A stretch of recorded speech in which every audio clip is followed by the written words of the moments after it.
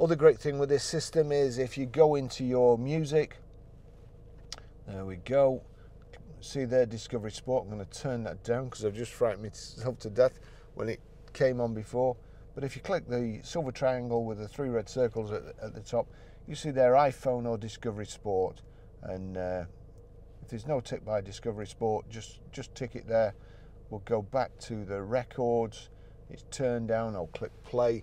Now, with this phone set like that, whatever audio plays on there, whether it be a YouTube video audio or Spotify, Amazon Prime, iTunes, whatever, the audio will come through this system in the Discovery. And it's a really, really good system. The sound's great. So now what we have to do, the music, the note symbol here and the clapperboard, we click on there. You've got source button at the top. Audio's off at the moment, so it's on radio at the moment.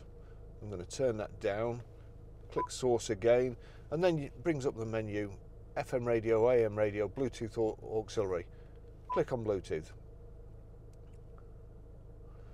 That's the record that's playing on my phone.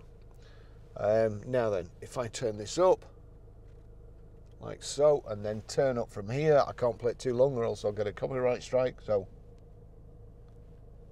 click on play again, it stopped. The audio system in here is really good. That's how you do that.